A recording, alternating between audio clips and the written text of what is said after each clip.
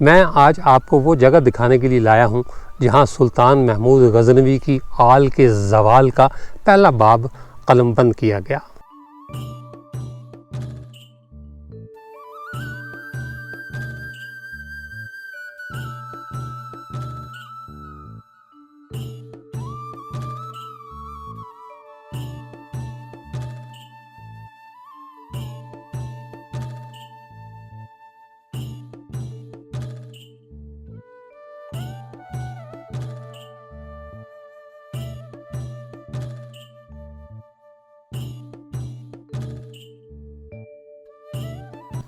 السلام علیکم ناظرین، میں ہوں سید عبدالفقار گیلانی اور آپ دیکھ رہے ہیں گیلانی لاگس۔ 30 اپریل 1030 کو جب محمود غزنوی کا انتقال ہوا تو اس کے 3 بیٹے حیات تھے۔ وہ کہتے ہیں کہ اس کی اولادیں ہی 3 تھیں۔ ان میں سے ایک کا نام محمد غزنوی، دوسرے کا نام مسعود غزنوی اور تیسرے کا نام عبدالرشید غزنوی تھا۔ کہا جاتا ہے کہ محمود غزنوی اپنے بیٹے مسعود غزنوی سے زیادہ پیار کرتا تھا، لہذا اس نے ابتدائی طور پر اپنا ولی عہد اسی کو نامزد کیا، لیکن کچھ عرصے کے بعد دونوں میں اختلاف پیدا ہو گیا اور اس نے مسعود کی جگہ چھوٹے بیٹے محمد کو ولی عہد نامزد کر دیا۔ چنانچہ جب 30 اپریل کو اس کا انتقال ہوا تو مسعود غزنوی ہمدان میں تھا جبکہ محمد غزنی میں موجود تھا، لہذا وہ بصرے اقتدار آ گیا۔ مسعود کو یہ بات ناگوار گزری۔ اس نے جو عراق اور عجم میں اپنی مرضی کے جو نائب تھے وہ مقرر کیے اور خود خراسان پہنچا اور وہاں سے اس نے اپنے بھائی محمد کو ایک خط لکھا۔ وہ خط یہ تھا کہ مجھے اس سے کوئی غرض نہیں، مطلب اس کا مفہوم میں بتا رہا ہوں کہ مجھے اس سے کوئی غرض نہیں کہ تمہارے قبضے میں کون کون سے علاقے ہیں یا کون کون سے علاقے میرے والد نے تمہارے حوالے کیے ہیں۔ میں صرف یہ چاہتا ہوں کہ جو میرے فتح کیے ہوئے علاقے ہیں، جو میں نے اپنی تلوار کے بل بوتے پر فتح کیے ہیں، وہ میرے پاس رہیں اور تم ان علاقوں پر حکومت کرتے رہو جو محمود غزنوی نے تمہارے حوالے کیے ہیں۔ میری خواہش صرف یہ ہے کہ تمہارے علاقوں میں یعنی تمہارے ممالک میں خطبے میں تم سے پہلے میرا نام بھی پڑھا جائے۔ تواریخ میں یہ لکھا ہوا ہے کہ محمد اور مسعود دونوں جڑواں بھائی تھے۔ مسعود چند لمحے پیشتر پیدا ہوا تھا اور محمد بعد میں پیدا ہوا تھا، اس لیے محمد بڑے چھوٹے کا کوئی فرق نہیں سمجھتا تھا اور نہ ہی وہ یہ سمجھتا تھا کہ مسعود کی اطاعت ضروری ہے۔ لہذا جب اسے مسعود کا خط موصول ہوا تو اس نے جواب میں بڑے سخت الفاظ استعمال کیے، اس کا جواب بھی بہت سخت دیا اور ساتھ ہی اس نے جنگ کی تیاری بھی شروع کر دی۔ کہتے ہیں کہ وہ غزنی سے روانہ ہوا اور 1 رمضان 421 ہجری یعنی 7 ستمبر 1030 کو نکیا آباد نامی یا نکھد آباد نامی ایک جگہ ہے، وہاں وہ خیمہ زن ہوا اور پورا رمضان اس نے وہیں گزار دیا۔ کہتے ہیں کہ جب رمضان کا مہینہ گزرا اور عید آئی تو اتفاق سے عید ملن پارٹی کے دوران اس کا تاج یعنی محمد کا تاج، وہ سلطان تھا اس وقت، تو سلطان محمد کا تاج اس کے سر سے گر گیا۔ لوگوں نے اسے بدفعل سمجھا، یعنی جو اس وقت عمرہ موجود تھے، اور انہوں نے یہ ارادہ کر لیا کہ وہ محمد سے الگ ہو جائیں گے۔ عید کے تیسرے روز یعنی 3 شوال کو کچھ امیروں نے بغاوت کی اور انہوں نے مسعود کے حق میں نعرے لگائے اور سلطان محمد کے خیمے کا محاصرہ کر لیا۔ کچھ دیر کے بعد انہوں نے اسے گرفتار بھی کر لیا اور کہا جاتا ہے کہ سلطان محمد کو گرفتار کر کے قندھار کے قریب ایک قلعہ دلج یا خلج بھی نام بتایا جاتا ہے، وہاں قید کر دیا اور مسعود کو سلطان بنا دیا گیا۔ مسعود نے یہ زیادتی کی کہ بعد میں کچھ ہی عرصے کے بعد اپنے اسیر بھائی کی دونوں آنکھیں نکلوا کر اسے اندھا کر دیا۔ کہتے ہیں کہ مسعود بہت طاقتور لیکن رنگین طبیعت کا مالک تھا۔ کچھ مورخین نے یہاں تک لکھا ہے کہ جوانی میں اس کی خوابگاہ کی دیواروں پر کاما سوترا کے آسن نقش تھے، لیکن کچھ لوگ یعنی کچھ مورخین اسے بہت نیک پارسا اور بہت ہی بہادر شخص بھی گردانتے ہیں۔ کہتے ہیں کہ اس کا جڑاؤ تخت جو تھا اس پر 70 من سونے کا تاج لٹکتا تھا۔ مسعود نے 10 سال حکومت کی لیکن ڈنڈا کان کی جنگ میں سلجوقیوں کے ہاتھوں اسے عبرتناک شکست ہوئی۔ اسے کچھ اور تو نہ سوجا، اس نے اپنا اور اپنے باپ کا خزانہ اونٹوں پر لادا اور غزنی سے لاہور روانہ ہو گیا۔ تاریخ فرشتہ کا مصنف محمد قاسم فرشتہ لکھتا ہے کہ سلطان مسعود سلجوقیوں کے خوف سے اچھی فوج بھرتی کرنے کے لیے لاہور جا رہا تھا۔ بقول اس کے یعنی تاریخ فرشتہ کے مصنف کے بقول اس کے قافلے میں 3000 اونٹ شامل تھے جن پر خزانہ لدا ہوا تھا۔ روانگی سے پہلے اس نے حکم دیا کہ اس کے اندھے بھائی کو بھی اس کے حضور پیش کیا جائے۔ وہاں سے وہ راولپنڈی کی طرف اس نے کوچ کیا اور رباط مارگلہ کے بارے میں بہت سے لوگ یہ سمجھتے ہیں کہ یہ رباط کا قلعہ ہے، ایسا نہیں ہے۔ ٹیکسلا میں ایک سرائے ہے جس کا نام ہے سرائے کالا، اور وہی رباط مارگلہ یعنی رباط عربی زبان کا لفظ ہے اور اس کا مطلب بھی سرائے ہے، اور مارگلہ کی سرائے کالا کو ہی کہا جاتا ہے۔ لہذا سرائے کالا کے مقام پر جو ہے وہ اس نے جب پڑاؤ ڈالا تو اس کے جو قابل اعتبار غلام تھے انہوں نے اونٹوں پر لدے ہوئے خزانے کو جی بھر کر لوٹا۔ انہیں یہ خوف تھا کہ اگر سلطان برسر اقتدار رہا تو وہ انہیں معاف نہیں کرے گا، چنانچہ انہوں نے سلطان پر حملہ کر دیا اور سلطان نے رباط کے قلعے میں پناہ لے لی، یعنی سرائے کالا میں جو ہے وہ جان بچانے کے لیے پناہ لے لی۔ قلعہ بند ہو گیا۔ جو لشکری تھے انہوں نے کچھ دیر انتظار کیا لیکن پھر وہ خود بھی اندر داخل ہو گئے اور انہوں نے گرفتار کر لیا مسعود کو۔ اس اثناء میں امیر محمد جو ہے وہ بھی وہاں پہنچ چکا تھا، اسے امیر محمد کے سامنے پیش کیا گیا۔ امیر محمد نے اپنے بھائی سے یہ کہا کہ میں تمہیں قتل تو نہیں کروں گا لیکن جہاں تم پسند کرو میں تمہیں وہاں قید کر دیتا ہوں۔ مسعود نے کہتے ہیں کہ گری میں رہنا پسند کیا اور میں آج اسی گری کے مقام پر کھڑا ہوں جہاں سلطان مسعود نے اپنی قید کی جگہ کے لیے اس کو پسند کیا تھا۔ کہتے ہیں کہ جب اس کی قید کے احکامات سنائے گئے، یعنی سلطان محمد نے اپنے بھائی مسعود کو قید کیا تو وہ بالکل قلاش تھا۔ اس نے اپنے ایک آدمی کو اپنے بھائی کے پاس بھیجا تاکہ زاد راہ کے لیے کچھ لا سکے، تو یہ کہا جاتا ہے کہ بھائی نے 500 درہم اس کے حوالے کیے اور جو ہے وہ جب وہ 500 درہم لے کر پہنچا سلطان مسعود کے پاس تو کہتے ہیں وہ زارو قطار رویا اور اس نے یہ کہا کہ یہ بھی جو ہے وہ اللہ کی قدرت ہے کہ کل میں اس وقت جو ہے وہ عرب پتی تھا، یعنی میرے پاس جو ہے وہ ایک بھاری بھرکم خزانہ موجود تھا اور آج میں پائی کو ترس رہا ہوں۔ اس نے اپنے ساتھیوں سے 1000 درہم ادھار لیے اور 500 درہم ان میں سے اسی شخص کو دے دیے جو سلطان محمد سے پیسے لے کر آیا تھا۔ محمد غزنوی چونکہ نابینا تھا لہذا اس نے عنان اقتدار اپنے بیٹے احمد کے حوالے کر دی جو مخبوط الحواس تھا۔ کہا جاتا ہے کہ ایک دن احمد سلیمان بن یوسف سبکتگین اور اپنے ایک دوست علی خویشند کے بیٹے کو ساتھ لے کر قلعہ گری میں داخل ہوا اور باپ کی اجازت کے بغیر مسعود کو قتل کر دیا۔ یہ واقعہ 17 جنوری 1040 کا بتایا جاتا ہے۔ بعض مورخین یہ کہتے ہیں کہ مسعود کو قتل نہیں کیا گیا تھا بلکہ زندہ کنویں میں پھینک دیا گیا تھا اور اس کے بعد اس کنویں کو پتھروں اور مٹی سے پاٹ دیا گیا تھا۔ یعنی گری وہ جگہ ہے جہاں بت شکن محمود غزنوی کی آل کے زوال کا پہلا باب لکھا گیا۔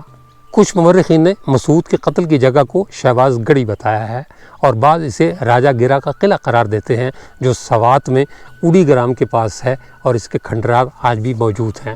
کہتے ہیں کہ جب یہ اطلاع غزنی پہنچی تو وہاں موجود عمرا نے سلطان مسعود کے بیٹے امیر مودود کو سلطان مان کر باپ کا بدلہ لینے کے لیے بھیجا اور اس نے راولپنڈی کے مقام پر مخالفین کو شکست دی اور یہاں ایک سرائے بھی تعمیر کروائی اور فتح آباد شہر بھی آباد کیا۔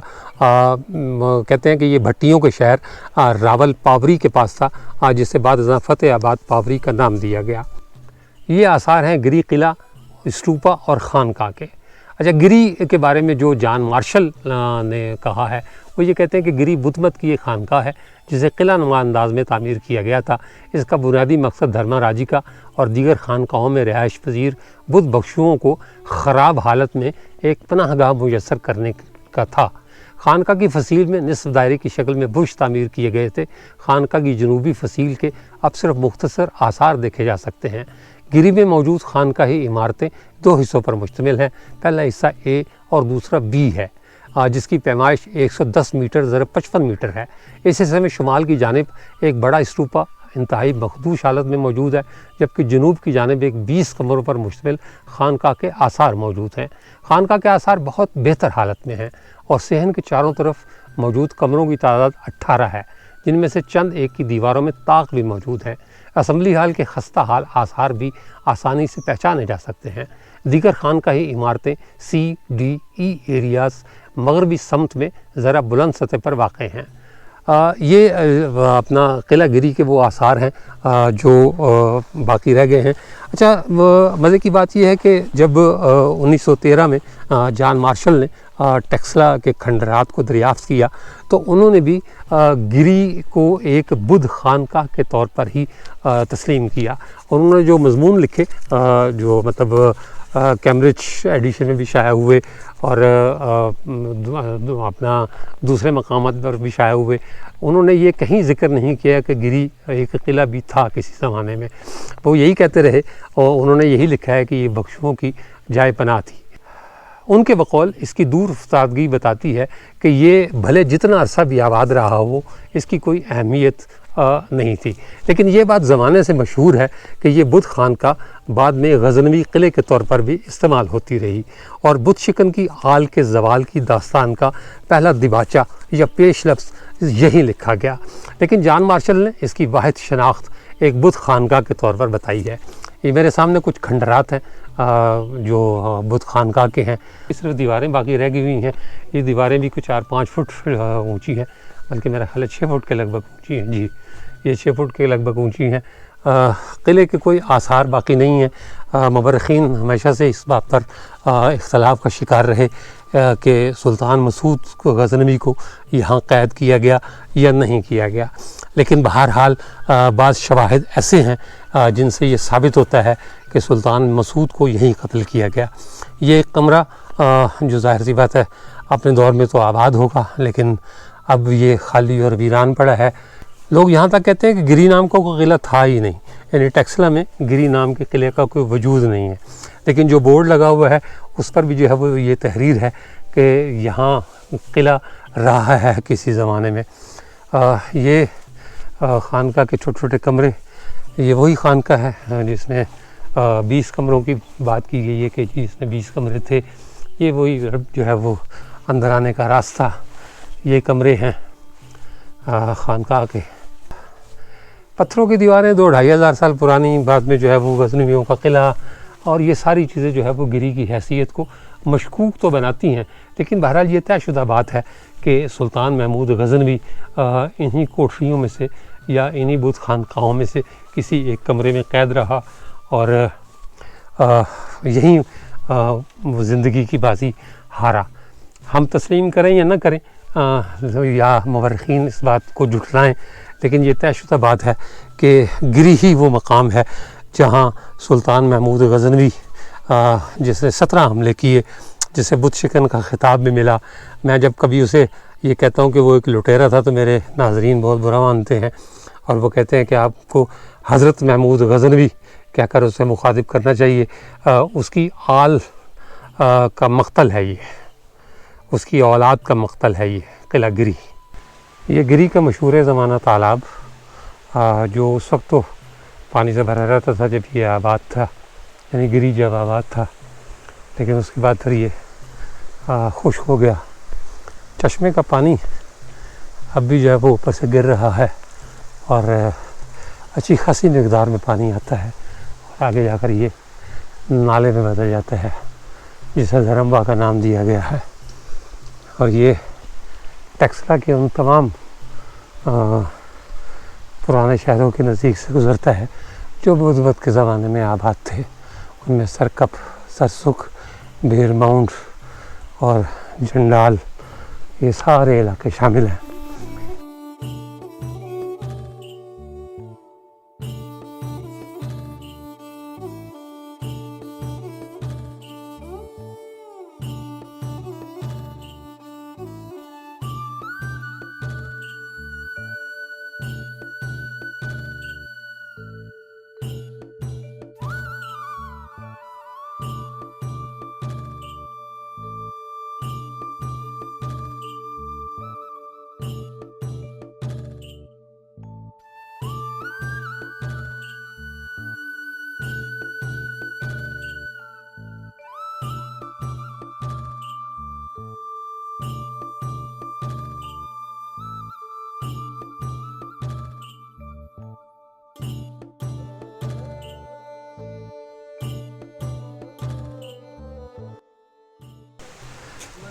گری کے کھنڈرات میں یہ ایک مسجد ہے.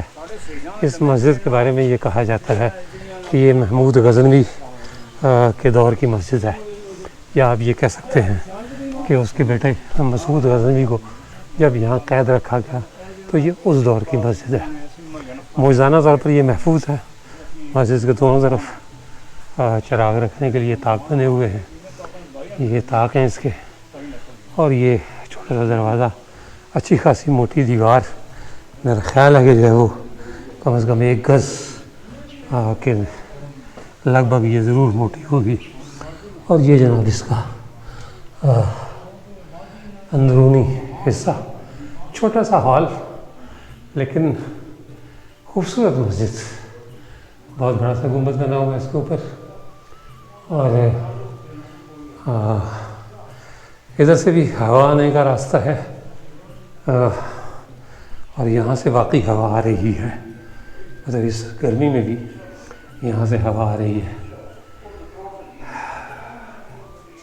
کہتے ہیں کہ اس کے بعد مطلب جو مغلوں کے بادشاہ گزرے ان میں سے بیشتر لوگ یہاں آتے رہے، جن میں اکبر، جہانگیر اور شاہ جہان کے نام قابل ذکر ہیں.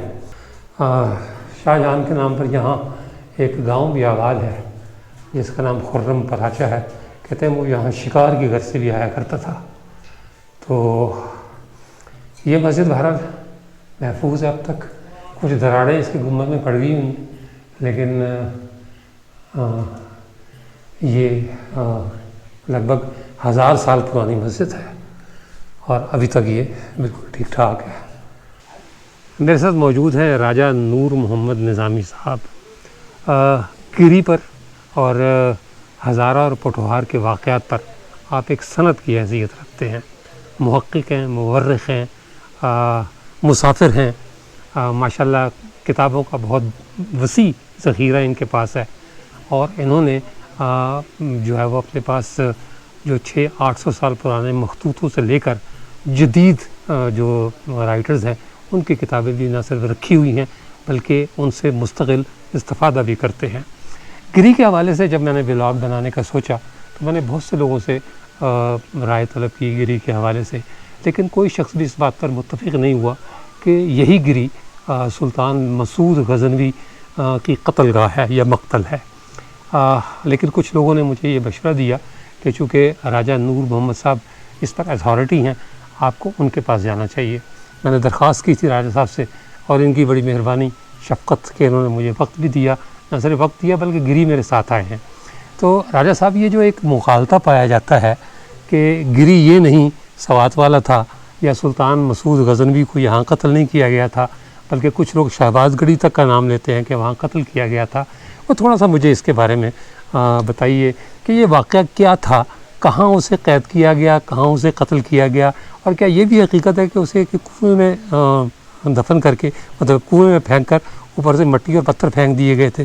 وہ تھوڑا سا اس حوالے سے مجھے تفصیل بتائیے گا. جی دیکھیں، یہ گری کا جو مقام ہے یہ قبل آزمسی سے لے کر یہاں آپ دیکھیں گے 2 جگہ پر بت ستوپے ہیں، اور جو قدیم قلعہ ہے اس کی بھی یہاں وہ آثار و باقیات، اور اس کے ساتھ تالاب اور یہ چشمہ، یہ خوبصورت جگہ آپ دیکھیں گے.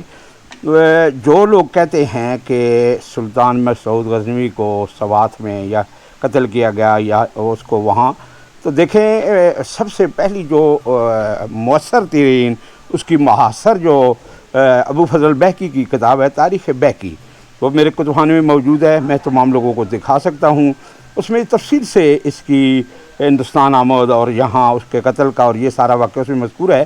اس میں لکھا ہوا ہے کہ سلطان نے درہ سندھ کو پار کیا، اور جب وہ رباط مرگلہ میں پہنچا، مرگلہ دیکھیں میرے جو علم میں ہے اس پورے ریجن میں یہی ایک مرگلہ جگہ ہے جہاں آج بھی مرگلے کا پہاڑ موجود ہے.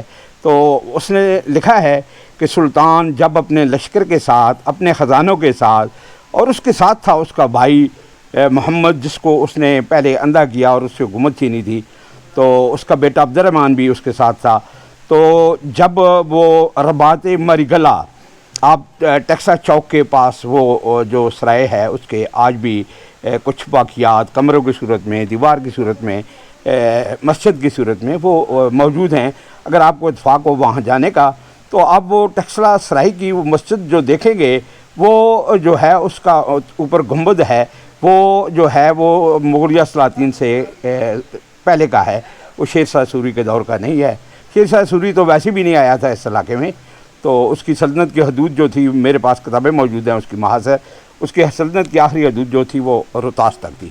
تو جب جو ہے سلطان مسعود غزنی سے روانہ ہوا اپنے لو لشکر کے ساتھ، اپنے محافظوں کے ساتھ، اپنے خزانے کے ساتھ، جب وہ رباط مرگلہ میں پہنچا تو اس کے جو فوجی سپاسالار تھے انہوں نے بغاوت کر دی اور انہوں نے اس کا خزانہ لوٹ لیا اور اس کو جو ہے وہ گرفتار کر لیا۔ تو جب اس کو گرفتار کیا تو اس کے بھائی کو جو محمد تھا، جو اندھا تھا، اس کو انہوں نے حکمران بنا دیا۔ تو محمد سے پوچھا گیا کہ محمد نے پوچھا کہ آپ کے ساتھ تو میں وہ سلوک نہیں کرنا چاہتا جو بادشاہوں کے ساتھ کرتے ہیں، میں آپ کو قتل نہیں کروں گا، لیکن آپ کو میں نظر بند کر دوں گا کہ آپ جب تک زندہ رہیں وہ سکوٹی کے حصار میں رہیں۔ تو اس نے کہا جی کہ مجھے قلعہ گری جو ہے گری اس میں بھیج دیں۔ تو وہ پھر اس نے رباط مرگلہ سے وہاں جو آج لوگ کہتے ہیں کہ وہ سوات میں ہے، اتنے دور لے جانے کی اس کو کیا ضرورت تھی، اس کو یہاں قید کیا۔ وہ قلعہ میری پیٹھ کے پیچھے پہاڑ کے اوپر اب بھی موجود ہے، تو اس کو وہاں قید کر دیا گیا اور اس کے بھتیجے نے عبد الرحمن نے آ کر اس کو کچھ اپنے ساتھیوں کے ساتھ قتل کر کے ایک کنویں میں یا ایک گڑھے میں جو ہے اس کی لاش کو پھینک کر اوپر سے پتھر ڈال دیے۔ تو یہ جو ہے، اس کے علاوہ بے شمار کتابوں میں آپ طبقات ناصری دیکھیں، اس میں بھی ہے اور بہت سے مورخین نے اس پر لکھا ہے، لیکن سب سے پہلی یا معاصر شہادت جو ہے وہ تاریخ بیکی کی ہے۔ اچھا، احمد نام بتاتے ہیں اس کا جس نے قتل کیا تھا، یعنی محمد کا جو بیٹا، آپ عبد الرحمن بتا رہے ہیں؟ وہ اس میں عبد الرحمن لکھا ہوا ہے۔ اچھا، احمد نہیں تھا؟ نہیں، احمد جو تھا وہ اور تھا، جی دوسرا بیٹا تھا، وہ عبد الرحمن تھا جس نے اس کو تو کہتے ہیں مخبوط الحواس تھا وہ؟ نہیں، یہ میں تو نہیں کہہ سکتا، اس میں تو کوئی ایسا واقعہ نہیں لکھا ہے، لیکن یہ ہے کہ اس نے انتقام میں اپنے والد کو، چونکہ مسعود نے اس کے والد محمد کی حکومت چھیننے کے بعد آنکھیں جو تھی وہ نکال دی تھی، تو اس کو قید کر دیا تھا۔ اچھا، کچھ لوگ یہ کہتے ہیں کہ وہ رباط سے مراد روات تھا۔ نہیں، وہ غلط کہتے ہیں کہ آپ دیکھیں، میں آپ کو دکھا سکتا ہوں، وہ کتابیں میرے پاس موجود ہیں، ان میں رباط مارگلہ لکھا ہے۔ تو روات جو ہے وہ تو جو ہے وہ بہت دور ہے یہاں سے، اور وہ صرف روات ہے، آج بھی اس کا نام کے ساتھ کوئی ایسی لفظ نہیں ہے۔ اس کے ساتھ تو واضح لکھا ہوا ہے رباط مرگلہ۔ رباط چونکہ سرائے کو کہتے ہیں، تو یعنی مرگلہ کی سرائے۔ اچھا، لیکن یہ بھی کہا جاتا ہے کہ یہ جو روات ہے اس وقت، اس کا پرانا نام رباط تھا۔ نہیں، وہ ہو سکتا ہے، کیونکہ جیسے میں نے پہلے بتایا کہ جو رباط ہے وہ اس کو مقامی لوگوں نے جو ہے وہ رباط بنا دیا، کیونکہ عربی میں جو ہے وہ رباط لکھا جاتا ہے، سرائے نہیں لکھا جاتا۔ سرائے جو ہے وہ اس علاقے کا جو ہے وہ مقامی نام ہے، جی مسافروں کے ٹھہرنے کی جگہ یا چھوٹی سی وہ قلعہ بند جگہ جہاں فوجی یا ایسے لوگ جو ہیں وہ ٹھہر سکیں۔ اچھا، 1913 میں جب جان مارشل نے ٹیکسلا کی کھنڈرات دریافت کیے تو اس نے گری کو صرف ایک بت خانقاہ کے طور پر شناخت کیا۔ جی ظاہر ہے، اس نے جب یہاں کھدائی کی تو میرے پاس اس کی وہ تینوں والیوم موجود ہیں ٹیکسلا پر جو اس نے لکھی ہیں، تو ظاہر ہے کہ اس نے جو خود کام کیا ٹیکسلا سے، جو جگہیں اس نے دریافت کی، اس نے اپنی بک میں ان جگہوں کا ذکر کیا ہے۔ تو اس نے یہاں، چونکہ وہ اسلامی پیریڈ کے حوالے سے تو یہاں کام نہیں کر رہا تھا، وہ صرف قدیم جو بدھ خانقاہیں تھیں یا بدھ آبادیاں تھیں یا بدھ سٹوپے تھے، اس نے جتنی کھدائیں کی ہیں وہ اس نے اسی حوالے سے کی ہیں۔ اچھا، تو یہ گری فورٹ جو ہے یہ کب کا بنا ہوا ہے؟ جی، گری فورٹ جو ہے قدیم کتابوں میں ملتا ہے کہ یہ قبل از مسیح کا ہے۔ اچھا، اور یہاں ہندو شاہیہ بھی جو تھے، ہندو شاہیہ بھی یہاں رہے ہیں، بلکہ وہ یہاں مرگلہ میں، گری میں وہ قدیم کتابوں میں موجود ہے کہ جے پال کے پوتے بھیم پال کے ساتھ اس کی لڑائی مرگلہ میں ہوئی تھی، تو محمود کی؟ جی، محمود غزنوی کی۔ اچھا، जी जी यानी ये उस लड़ाई की बात करें जब उसको भेजा गया था कि वादी छछ में उसका रास्ता रोको और उसे दरिया पार न कर ये उसके बाद की बात है। ये उसके बाद की बात है। ये जो हमला था उसने यहाँ किया था, मरगले पर किया था, फिर मरगला से चूंकि वो भाग गया था भीमपाल नंदना, तो वो उसके पीछे नंदना गया था। अच्छा। फिर वो जब वहाँ पहुंचा नंदना से, तो वहाँ से भीमपाल भागकर वो कश्मीर की तरफ चला गया। फिर तो राजा साहब ये पहले की बात है, क्योंकि वो छछ में उसको भेजा गया था भीमपाल को कि तुम इसका रास्ता रोको, वो नहीं रोक सका, उसे दरिया पार कर लिया। तो फिर मेरा ख्याल है पहला मकाम ये होगा। जी जी, भीमपाल का यही है ना पहला मकाम। ये होगा। वो वहाँ तो उसकी जयपाल के साथ जंग हुई थी, छछ में जो हुई थी वो इसके दादा के साथ हुई थी। तो ये जो है ये भीमपाल जो है निडर भी जिसको कहते थे, तो उसकी पहली लड़ाई मरगला भी हुई। मरगला के बाद दूसरी लड़ाई यहाँ से भागकर वो नंदना गया और फिर नंदना में हुई, और वहाँ से वो भागकर कश्मीर की तरफ चला गया।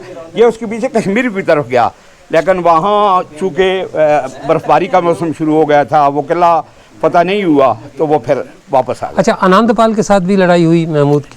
नहीं, महमूद है लिखा हुआ है, लेकिन ये है कि आनंदपाल वैसे कभी सामने नहीं आया, उसने हमेशा भीम को सामने किया वही ना कि वो कहता था कि मेरी जो है इसके साथ कोई जो कमिटमेंट है, कोई मुआहदा है, तो मैं इसका साथ नहीं लड़ना चाहता। तो फिर उसके बेटे ने ये जितनी कार्रवाइयाँ की, उसके बेटे वो कमिटमेंट यही थी कि मेरे इलाके को इस्तेमाल मत करो, लेकिन महमूद ने फिर भी किया उसका इलाका इस्तेमाल।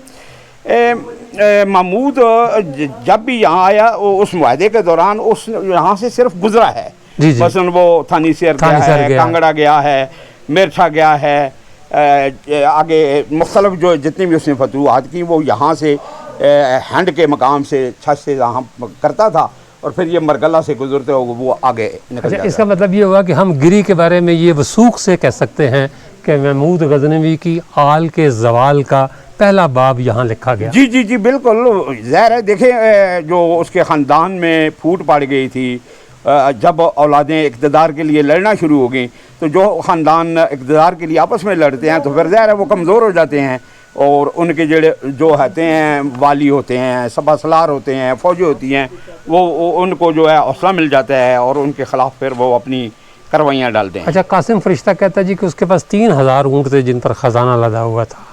जी ऐसे ही है, बेकी ने भी लिखा है, खजाना उसके साथ बहुत था। यानी जब वो गजनी से चला तो वो उसने तमाम खजाना जो वहाँ था अपने बाप का और हाँ जी, वो जो उसके बाप का, दादा का, वो अपने साथ लेकर चला था, क्योंकि उसका ख्याल था कि मैं यहाँ जो है लाहौर जो है अपना वो दार खिलाफा बनाऊँगा। अच्छा, तो वो उसका मिशन कामयाब ना हुआ, और सराय मरगला में जो है उसकी जिसकी बाक़ियात अब भी मौजूद हैं सराय काला के नाम से, बाद में सराय काला बना वो। और जी वो नहीं, वो असल में ऐसे था कि आप देखें जो पुराने ज़माने में चूना इस्तेमाल किया जाता था सही इमारतों की तामीर में और उसकी डेकोरेशन के लिए ऊपर, तो चूने की ये खासियत है कि वक्त गुजरने के साथ अगर इसको दोबारा ना किया जाए तो चंद साल के बाद इसकी ये स्याह काला होना शुरू हो जाता है। अच्छा। तो जब मुसलमान यहाँ आए मुगलिया पीरियड में या मुख्तलिफ अदवार में, तो उन्होंने देखा कि वो सराय काली थी, तो उसकी वजह से उस सराय का नाम जो है वो सराय काला, बल्कि बाद किताबों में लिखा हुआ है सराय काली, उसको लिखा हुआ है। तो इस तरह उन्होंने उसको जो है इस्तेमाल किया। टेक्सला का नाम बाद में जो है वो रखा गया। देखिए मेरी बात सुने, मैं आपको बताता हूँ एक अहम बात, वो ये है कि टेक्सला का कदीम नाम जो है वो दो तौजीहात पेश की जाती हैं। एक ये है कि ये मशहूर है टक सिला। टक आज भी हमारे इलाके में काटी हुई चीज़ को कहते हैं कि फ़लाँ ने फ़लाँ फसल में टक लगा दिया, या फ़लाँ बच्चे ने फ़लाँ बच्चे के सर पर टक लगा दिया, यानी उसने बाल काट दिए। तो टक जो है बेसिकली हमारे कदीम ज़मान में इस्तेमाल होता था काटने के लिए। तो यहाँ जो सिलें थी पत्थर की, वो उनको तराश खराश कर जो है वो काटा जाता था, तो इस वजह से इसको टक सिला कहते थे, जिसको बाज़ यूनानियों ने टक शाशला या तक्षशिला भी लिखा है। जी तक्षशिला भी लिखा है। जी ऐसी है। और दूसरी तौजीह इसकी है कि मरखीन की मैं हवाले से बात करूँ, मेरे पास बुक तो मौजूद है कि उन्होंने लिखा है टक सिरा, यानी सर काटने की जगह। अच्छा। तो कदीम ज़माने में इसका ये नाम भी था टक सिरा, और महमूद गजनवी के दौर का अबू रेहान अल बैरूनी है, उसने अपनी किताब में जो 1000 ईस्वी में लिखी गई, 1000 और 1030 के दरमियान में, उसमें वो लिखता है कि 6ठी सदी ईस्वी का एक हिंदुस्तानी राइटर है वराह मीरा, اس کی کتاب ہے سمیتا، اس میں لکھا ہے 6 سے 10 عیسوی کا، کہ اس میں لکھا ہے کہ ٹیکسلا کو آج ماری گلا کہتے ہیں، اور مار گلا بھی جو ہے وہ گلا مارنے کو، یعنی زبان بدلنے کے ساتھ، کیونکہ وہ پہلے جو خرشتی یا سنسکرت بولی جاتی تھی، تو اس کے بعد جو ہے وہ فارسی یہاں آ گئی یا اس طرح، تو اس نے کہا جی کہ آج جو ہے وہ ٹک سیرا کو مار گلا کہتے ہیں، یعنی پہلے وہ ٹک یعنی گردنیں کاٹنے، گلا کاٹنے والی جگہ، اور اب اس نے کہا ہے کہ گلا مارنے کی جگہ۔ تو یہ اس کے حوالے سے ایک تاریخی بڑا اہم پوائنٹ ہے۔ تو اس کے حوالے سے اگر آپ مزید مجھ سے پوچھنا چاہیں تو میں آپ کو بہت کچھ بتانے کے لیے تیار ہوں۔ سرکار، میں اس وقت میرا مقصد صرف قلعہ گری کے حوالے سے تھا کہ محمود غزنوی کی جو آل ہے وہ بہرحال ایک اہمیت رکھتی ہے تاریخ میں، اور مورخین آج تک متفق نہیں ہو پائے تھے کہ وہ گری کہاں ہے۔ آج چلے یہ مغالطہ بھی دور ہو گیا، جی میرے پاس وہ کتابیں موجود ہیں، میں مورخین کو دکھا سکتا ہوں کہ گری ہی وہ جگہ ہے جہاں مسعود کو قتل کیا گیا۔ بڑی مہربانی سرکار، آپ کی بہت شکریہ، بہت نوازش۔ السلام علیکم۔ یہ ٹیکسلا کی وہ مشہور و معروف سرائے کالا کا بچا کچا حصہ ہے جس میں سلطان محمود غزنوی کے صاحبزادے سلطان مسعود کو قید رکھا گیا۔ اب یہ سرائے کا صرف اتنا سا حصہ باقی رہ گیا ہے، باقی جو سرائے ہے وہ منظم ہو چکی، اور یہ وسیع اور اس جگہ یہاں اس وقت ٹیکسلا کا گورنمنٹ ہائی اسکول قائم ہے۔ کہتے ہیں یہ خاصا وسیع علاقہ تھا، لیکن آہستہ آہستہ وقت کے نظر ہو گیا۔ ویسے بھی ہم پاکستانی قوم نہ تو اپنے ورثے کی حفاظت کرتے ہیں، نہ اپنی تاریخ کی، اور یہ سرائے کالا اس کی ایک واضح مثال ہے۔ میں ناظرین کو یہ بھی بتا دوں کہ ٹیکسلا کا پرانا نام بھی پہلے سرائے کالا ہوا کرتا تھا۔ 1964 سے پہلے اسی سرائے کے حوالے سے ٹیکسلا کا نام سرائے کالا تھا، اور یہی وہ رباط مارگلا ہے جس کا ذکر بہکی نے اور دوسرے مورخین نے اپنی کتابوں میں کیا ہے، اور غلط طور پر اسے روات سمجھا گیا۔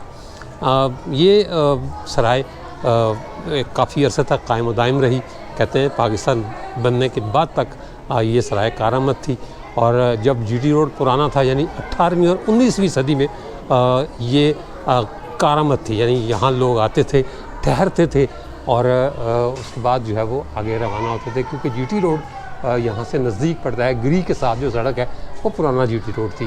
یہ سرائے کا ایک اندرونی کمرہ میں آپ کو دکھا دوں، یہ لگتا ہے کہ یہ پرانے دور کی بنی ہوئی ہے، اور یہ سارا کچھ جو ہے وہ آپ کو نظر آ رہا ہوگا، پرانے دور کی اینٹیں، یہ چونے کا پلستر جو اس زمانے کا خاصا رہا ہے کہ چونا اور دالیں ملا کر مسالہ تیار کیا جاتا تھا اور اسے اینٹیں جوڑی جاتی تھیں۔ یہ اس کا ایک کمرہ میں آپ کو دکھا رہا ہوں سرائے کالا کا، یا رباط مارگلا کی سرائے کا۔ اب تو اس کمرے کی حالت بہت بری ہے، مطلب یہ کہ جو ہے وہ یہ ختم ہو گیا ہوا ہے، اور شنید یہ ہے کہ مستقبل قریب یہ جو باقی ماندہ حصہ ہے یہ بھی گرایا جائے گا، اور یہاں اسکول کے لیے ایک نیا ہال تعمیر کیا جانا ہے۔ مطلب یہ جو بچے کچی تاریخ ہے یہ بھی عنقریب ختم ہونے والی ہے۔ کچھ نہیں پتہ کہ جب آئندہ کوئی شخص آئے سرائے کالا کو تلاش کرنے کے لیے تو سرائے کالا کے نام پر صرف اور صرف اسے اسکول کی عمارت ملے۔ جیسے سلطان میں مسعود غزنوی نہیں رہا، اسی طرح آنے والے دنوں میں یہ سرائے کالا بھی باقی نہیں رہے گی۔ آثار یہی بتاتے ہیں، یہی باقی ماندہ حصہ ہے۔ باقی اسکول کی عمارت ہے جو جدید ہے، اچھا خاصا وسیع اور اسکول ہے۔ یہ ایک اسکول کا بھی منظر میں آپ کو دکھا دوں، ماشاءاللہ 1100 کے لگ بھگ بچے یہاں تعلیم حاصل کرتے ہیں۔ لیکن یہ مستقبل میں ظاہر ہے کوئی وزیر اعظم بنے گا، کوئی وزیر بنے گا، کوئی سیاستدان بنے گا، کوئی آفیسر بنے گا، لیکن ان میں سے کوئی بھی سرائے کالا کی تاریخی حیثیت واپس نہیں لا سکتا۔ محمود غزنوی کے بیٹے سلطان مسعود غزنوی کے قتل کو 1000 سال گزر گئے، لیکن ان 1000 سالوں میں مورخین اور محققین اس بات پر متفق نہیں ہو سکے کہ اسے کون سے گری میں قتل کیا گیا تھا۔ کچھ لوگوں نے گری کا مقام راجہ گرا کا قلعہ بتایا سوات میں، اوڈی گرام کے پاس اس کے کھنڈرات آج بھی موجود ہیں، لیکن میرا اعتراض اس گرا قلعے پر ہمیشہ سے یہ رہا کہ جب محمود غزنوی نے اس قلعے کو تباہ کر دیا تھا تو سلطان مسعود راولپنڈی کے پاس سے یعنی مارگلا کے پاس سے سوات کیا لینے پہنچا اور اسے اس تباہ حال قلعے میں کون سی جگہ ایسی تھی جہاں قید رکھا گیا۔ دوسری روایت یہ بیان کی جاتی ہے کہ اسے شہباز گڑھی کے مقام پر قتل کیا گیا، لیکن شہباز گڑھی میں اشوکا کے فرمودات تو ہیں، لیکن کوئی ایسی جگہ، کوئی ایسا مقام موجود نہیں جس کے بارے میں یہ کہا جا سکے کہ یہ کبھی قلعہ رہا ہو۔ تیسری جگہ جس کے بارے میں کہا جاتا ہے کہ سلطان مسعود غزنوی کو وہاں قید رکھا گیا، وہ کہتے ہیں روات، لیکن روات اس لحاظ سے دل کو نہیں لگتا یا اس معیار پر پورا نہیں اترتا کہ وہ راولپنڈی کراس کرنے کے بعد آتا ہے، اور روات کا نام بے شک ربات سے لیا گیا ہے، لیکن اس کا مارگلا ربات سے یا ربات مارگلا سے کوئی تعلق نہیں بنتا۔ 1913 میں جب جان مارشل نے ٹیکسلا کے کھنڈرات کو دریافت کیا تو اور گری کے بارے میں اس نے مضمون لکھا انگریزی اخبارات میں اور انگریزی جو انسائکلوپیڈیاز ہیں ان کے لیے، تو اس نے گری کا کوئی حوالہ نہیں دیا کہ یہاں سلطان مسعود غزنوی کو بھی قید رکھا گیا تھا۔ اس کی واحد وجہ یہی سمجھ میں آتی ہے جو ہمیں راجہ نور محمد صاحب نے بھی بتائی کہ اس کا مقصد بدھ مت کے کھنڈرات کی دریافت تھا، نہ کہ اسلام کے معاملات کی کھوج لگانا، یعنی اسلامی معاملات کی کھوج لگانا۔ اس لیے اس نے گری کو نظر انداز کیا۔ میرے پیچھے پہاڑی پر جو قلعہ نظر آ رہا ہے یہ وہی قلعہ گری ہے جہاں سلطان مسعود کو قید رکھا گیا۔ نہ تو وہ روات میں قید رہا اور نہ اسے روات میں قتل کیا گیا، نہ روات میں اس پر فوجیوں نے حملہ کیا، بلکہ وہ سرائے کالا تھی جو ٹیکسلا کے مقام پر تھی، اور اسی کا نام ربات مارگلا یا مارگلا کی سرائے تھا۔ تو یہ طے پا گیا 1000 سال کے بعد کہ سلطان محمود غزنوی کی اولاد کا قتل یہاں ہوا تھا، یعنی گری ٹیکسلا میں ہوا تھا، مارگلا کے بالکل دامن میں۔ یہ سامنے آپ کو مارگلا کے پہاڑ نظر آ رہے ہیں، اور یہ ساری مارگلا کی چوٹی، اور یہ سامنے جو پہاڑ ہے اس کی چوٹی پر جو قلعے کے کھنڈرات ہیں، یہی وہ قلعہ گری ہے جہاں سلطان مسعود کو قتل کیا گیا، اسے قید رکھا گیا، اور آل محمود غزنوی کی انجام کا پہلا باب لکھا گیا۔ لہٰذا میں ذاتی طور پر اس بات سے اتفاق کرتا ہوں کہ سلطان مسعود غزنوی کو اسی قلعہ گری میں قید رکھا گیا، اور یہیں اس کے بھتیجے نے اسے قتل کیا یا کنویں میں زندہ پھینک کر اوپر سے مٹی اور پتھر پھینک دیے اور اسے زندہ دفن کر دیا گیا۔ لہٰذا جو محققین آج بھی اس شکوک و شبہات کا شکار ہیں کہ سلطان مسعود غزنوی کو کہاں قتل کیا گیا، میری درخواست ہے کہ وہ اپنی تاریخ کو درست کر لیں، اپنی تحقیق کو درست کر لیں، کیونکہ گری اس کے علاوہ کوئی نہیں جہاں میں اس وقت کھڑا ہوں۔ اس کے ساتھ اجازت دیجیے، انشاءاللہ تعالیٰ اگلے بلاگ میں دوبارہ ملاقات ہوگی، تب تک کے لیے اللہ حافظ۔